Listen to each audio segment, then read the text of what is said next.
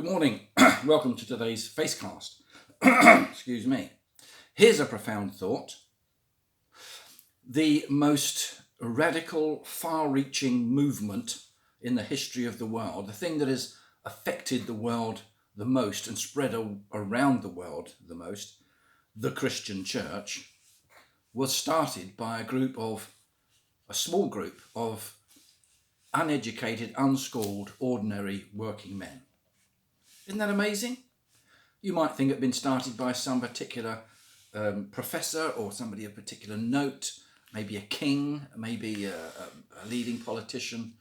But no, it was started by a relatively small number of uneducated, unschooled men. Look at this verse from the book of Acts. That's the Acts of the Apostles. So it's what the followers of Jesus have started to do. And in chapter 4, verse 13, it said, when they saw, and they being the scribes and the Pharisees, they're the religious leaders and the elders, the intellectual elite of the day. When they saw the courage of Peter and John and realized that they were unschooled, ordinary men, they were astonished and they took note that these men had been with Jesus. So these unschooled, ordinary men, fishermen, tax collectors, people just doing the ordinary everyday jobs around and about that needed doing, maybe farming jobs and so on. They were the ones who had come to Jesus, listened to him, heard what he had to say, spent time with him. And they were the ones, after Jesus' ministry on earth had finished, he'd gone back to heaven to be with his Father and left these disciples of his to get on with it, promising them the presence of his Holy Spirit to equip and enable them, left them to get on with it and said, you carry on what I've started. It's those guys who then affected the world in such a huge, dramatic way. The Christian faith spreading across the Roman Empire, then spreading around the world. And there isn't anywhere in the world today that isn't touched by, in one way or another, the Christian faith.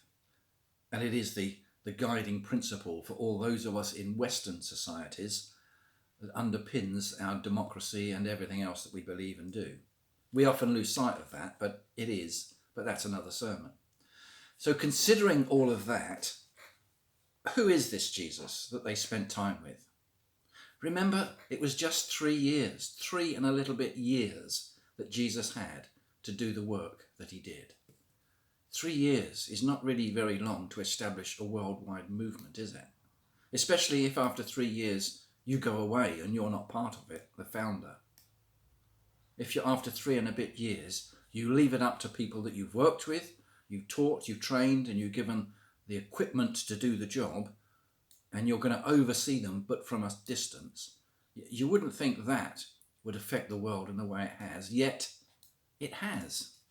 Isn't that amazing? Let me say it again. When they saw the courage of Peter and John, the courage to stand up in front of others and proclaim all the news they had about Jesus, these people who were not preachers, not teachers, just ordinary men, when they saw the courage of Peter and John and realized that they were unschooled, ordinary men, well, they would have realized that from the way they spoke and the things that they said.